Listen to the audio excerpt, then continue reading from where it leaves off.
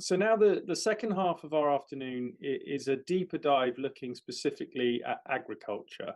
Um, why are we focusing on agriculture? Well, it's such an important sector that sits really at the heart of a lot of key sustainability issues. Um, Agriculture is central to building resilience globally against climate change. It feeds into the food system, food security, economic stability. It provides jobs. Farming is obviously central to the human diet and therefore human health. So it's essential that we get this sector right. Agriculture is also part of the problem and part of the solution to a lot of the physical challenges we face in a changing climate. It's linked to biodiversity, the health of soil, resilience to extreme weather. Methane is a major issue. The transportation of food is a huge contributor to global emissions.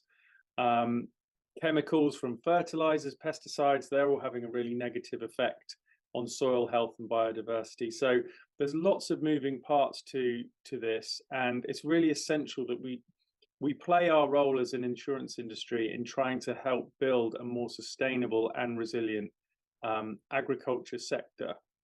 So over the next hour, that's what we're going to be looking at. How can insurers play a role?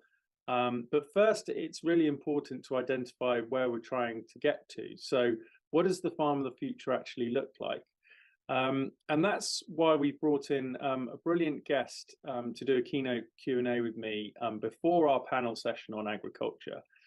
Helen Browning, OBE, who is Chief Executive of the Soil Association. And Helen has been advocating for change in the agriculture sector for a few decades now in various guises. She's also a farmer in her own right. She's transformed her family farm in recent years from traditional approaches to organic and regenerative approaches. So she knows firsthand what it takes to transform a farm into a more sustainable approach. And the Soil Association is a brilliant charity that does work that cuts across environmental and social issues, all linked to sustainability and resilience. So it's brilliant to have Helen here. And once we've discussed what the farm of the future could or should look like, then we'll move on to our panel and we can start talking about what's achievable in the short term and what insurers and brokers can do to de-risk the transition for farmers and help build resilience against climate change. So without further ado, I'll welcome Helen. Helen, thank you so much for joining us today. Great to be with you. I think a good place to start would probably be if you could just say a few words about the Soil Association, because it's a brilliant organisation. And I know that your objectives and goals, it serves a much bigger picture than just soil. So perhaps you can just tell us a little bit about the organisation, just for those who aren't familiar. Well, the Soil Association was founded in 1946.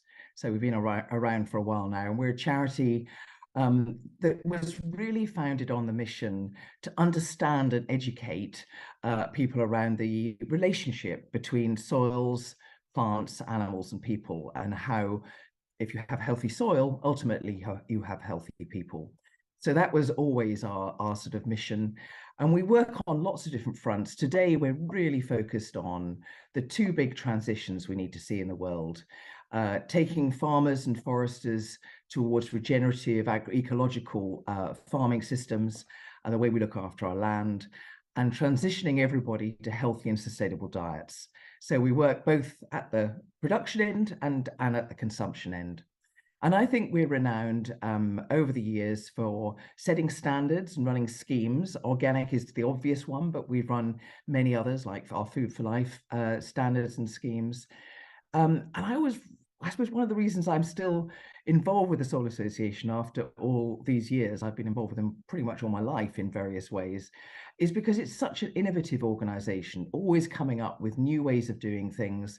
And it's also really practical. So we work from the ground up, we influence policy, and we're very much focused on that whole picture, how you actually try and tackle a whole range of issues through different approaches. So if we look at farming today, we know things need to change, but can you kind of just talk us through what is unsustainable about the traditional farming model, and what some of the implications of these approaches are over the long term on the economy, on society, on resilience, etc. There's so much to say about this in just a few minutes, but I suppose one of the aspects we've seen is that everything's got very specialized in agriculture. We've gone down a sort of monoculture route where we grow the same things or more or less the same things on the same ground year after year. We rely on 4 or 5 crops around the world to produce the majority of our foodstuffs, and then we manufacture lots of processed foods, ultra processed foods from those few feedstuffs. And those monocrops and that specialization is very bad for the soil. We've seen massive soil degradation across the globe. It's really bad for people's health, and we're getting more and more evidence on that all the time. And in a world where climate change is roaring towards us, it's also really risky if you start to put all your eggs in one basket. So specialization and monoculture is a big problem. We've clear felled our landscapes in so many countries, and we're still chopping down forests at a rate of knots. Again, that makes our soils more vulnerable. It really adds to biodiversity loss rapidly. And it's really affecting the hydrology of our environment. So water scarcity is becoming a big problem. So getting trees back into the landscape is really important. We've relied far too much on chemical inputs as a substitute for good husbandry. From nitrogen fertilizer to all the pesticides that we tend to use. And if you look back over the last 50 years, you'll see so many pesticides that at one time were being used on a really widespread basis in agriculture, then being discredited and found to be really harmful. But it's 20 years too late. And we've polluted our environment with these things.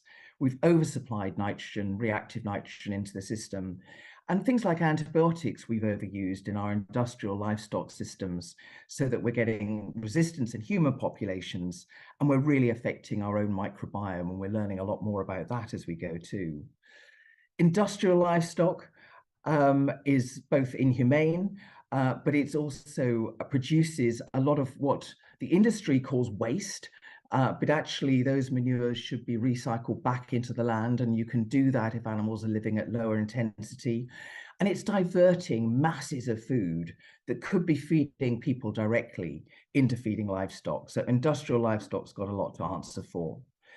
And this has all led to a big biodiversity crash. And biodiversity, wildlife, is not just a nice to have. It's a really important part of the fabric of the environment which sustains us. So, there's just a few examples, and I could give many more, of all of the ways in which we're threatening our very existence on this planet through not looking after our soils, not looking after our environment. And with climate change, the risk levels around this are rising day by day. So without resilient soils and shade and shelter from trees, we won't be able to feed ourselves long term. That's going to lead to conflict over resources. It's going to lead to mass migration like we haven't seen before. We worried about a few small boats. We haven't seen anything yet. So we have fundamentally forgotten to look after the core resource that sustains humanity. And that is going to come back and bite us if we're not very careful. Let's flip it around. What does the farm of the future look like? What do we need to do to change this? Well, I think it's really important to say that there will never be one right model for the farm of the future. Everything has to be context specific. Depends on your geography, your social context as well. So there's not just one model that we need to be looking at, but I think it really is important to look at some of the kind of principles that our farms and the way we produce our food needs to adhere to over time.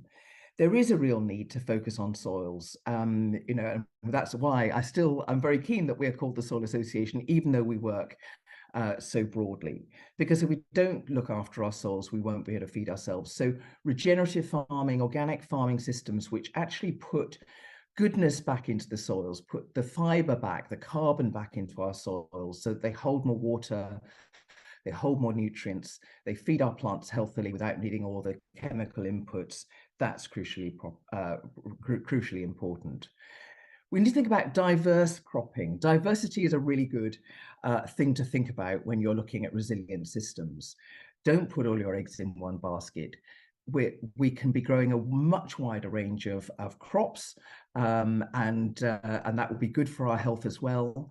And diversity in terms of people as well coming back onto the land. We need to be thinking about the circular economy within our farms. How do we become less reliant on importing lots of nutrients and products onto the farm when we can actually generate those naturally, the way like we do when we use nitrogen fixing plants like clovers and other leguminous crops to fix the nitrogen from the atmosphere, rather than making it in a factory in a way that is very fossil fuel inefficient. The farm of the future won't need many chemicals because it will have great soils, feeding its plants healthily, and won't be needing all these pesticides, insecticides, herbicides, which we know are so destructive. And for me, one thing that's terribly important, that it will give a good life to our farm animals. If we're going to farm animals, it's both ethically important that we look after them in the right way, but it's also in our self-interest too, because of the antibiotic problem that we've already talked about, and the pandemic risk.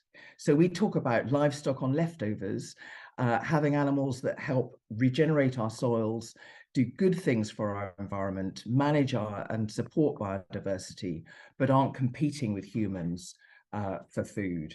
Our farm of the future should be mopping up a lot more carbon than it emits. One of the only ways that we have to take carbon out of the atmosphere is through our land, through our soils, our trees, and obviously also through our oceans. So that is going to be a really big focus, I think, for farmers in the future. And clearly, it needs to be non-polluting. We need to make sure that our slurry isn't going into the watercourses, that we are actually looking after those resources well, and providing great access for people. You know, we know how important nature is for people getting out onto the farms, people having meaningful livelihoods on the land, I think will be a big feature of our farms in the future. And hopefully those farms supplying their locality with food, with good, nutritious food, more directly in a more unprocessed form. We need to look at the whole food system, not just the farm itself. If we can transition to this way of farming on a wide scale, what some of the key benefits will be to society and the environment? I think they'll be enormous. I mean, farming can become part of the solution to things like climate change and biodiversity loss, rather than the big problem that it is today. So we need to really reverse our role in society. We can be feeding people really well. You know, the health of our products can be much better than it is today. We can be not polluting. Sounds like I'm phrasing everything in the negative, all the things that we're not going to be doing. But actually, you can see a future. You see it on farms in the UK today, which have been organic for a reasonable period of time, where nature is thriving, where people are really involved and active on the land, where there's succession because people want to come work there and kids want to come back to the farm, where there's a healthy rural economy from those thriving sort of nature-friendly farming systems. They can be the bedrock of our rural economy and the bedrock of the health of society. What are some of the challenges that farmers are going to face in trying to adopt these new approaches? And what do we need to see to kind of accelerate that transition on a sector-wide scale? I think I'd concentrate on two things: the knowledge gap and the finance gap. And, you know, there's plenty of successful examples, you know, like some of our organic farms, of farmers doing this well. But there's an awful lot more we need to learn and do even better. And one of the challenges we've had historically is that most of the research funding goes into what people call wealth creating products, things that you're going to sell to a farmer, rather than the knowledge rich systems that we need to be supporting. So that's one of the reasons at the Soil Association why we started Innovative Farmers 10, 12 years ago now, which gives small, easy to access grants to farmers who want to get together to research a new challenge, a new opportunity, and supports them with a researcher. But it's really farmer-led approaches which accelerates knowledge transfer really, really fast. But it also creates new knowledge, new ideas that are really in this vein of an agroecological transition. So there's a real need for a lot more of that, a lot more research in the right kind of vein, and advice. Farmers are going to need the advice and support so they feel really confident. We need to de-risk that transition for farmers, so that they feel confident about the steps they can make. And things like Soil Association Exchange is in that vein too, showing what the environmental metrics of a farm looks like and what they can best do in their context to improve. The second area is finance. Most of the research shows that farms do go through an economic dip as they move from sort of unsustainable to regenerative. That might be 4 or 5 years while the soils are actually, getting back into good heart again, and the system starts to function and actually become a lot more effective and efficient.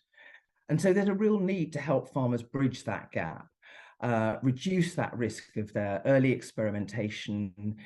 If they make the odd mistake, you pay for it hard in farming because you only get one season, one chance a year to get it right.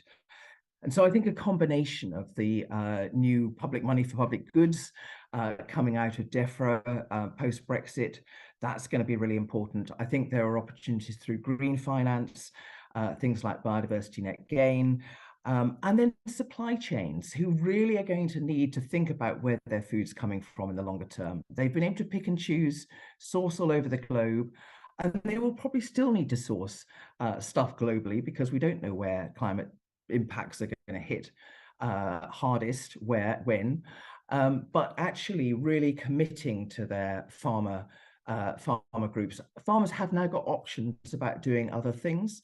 They can get money for, carbon capture and biodiversity. They don't have to produce food. So the supply chain, if it wants to thrive, is going to have to support those farmers in transition as well. So I think that knowledge gap and that finance gap are the things that we most need to be concentrating on. Well, hopefully we can address some of that finance conversation in the panel. And my final question before we get on with that is, how applicable are the concepts you're talking about beyond the UK, beyond Europe, all around the world, into the developing economies where there's different climates, where many, many people rely on very small farms to survive? What's the kind of global picture look like in terms of where we're trying to head? The benefits are even greater in many countries where soils are fragile and climate is even more erratic than it is here. There's lots of work showing that in places like sub-Saharan Africa, when you go down an organic or regenerative route and you build up your soils, you can use less inputs. Those inputs are held better within the soils, yields increase. So in the UK, we tend to think of when you go organic, or even sometimes when you go regenerative, that you're going to reduce your yields because the sort of status quo on that is a very high input system. In countries where they can't afford those inputs or where the soils are even more fragile, you quite rapidly get yield improvements beyond what they can achieve just using chemicals if they can afford them, and in many cases they can't. So there's a really strong benefits in more vulnerable communities and climatic regions. And reversing desertification is going to be a big issue. Deserts have been encroaching on farmland for many decades now. And thinking about how we do that with trees and shade and animals, again, there's some great case studies of how we've been able to reverse desertification in these fragile economies. And we did some work a while ago looking at cotton farmers who went organic in India, and found that not only were they getting a better price for their cotton because it was organic, but actually even more importantly, because they were then having to farm in rotation rather than just growing one crop, they had higher household food security than they'd had before, and a wider variety of cash crops to sell too. So these things are, they're important in a UK context, in a European context. They're probably absolutely vital in areas of the world where malnutrition, vulnerable soils, and climate impacts are going to hit hardest. I mean, it really is a virtuous cycle that you're trying to create with this message and with this transition. So, good luck to you with your continued work at the Soil Association. Thank you so much for taking the time to set the scene for us ahead of our panel. That was fascinating. Cheers. Well, it's great to be with you. And anybody who wants to know more about the work of the Soil Association, do get in touch. We'd love to engage with you. Great. Well, thanks again to Helen, and do visit the Soil Association booth, which you can find in the exhibitors area of the platform. There's more information on the charity, on Soil Association Exchange, and various links there. So do check that out. And now we're going to move on to the panel discussion. So we will be back in a few moments.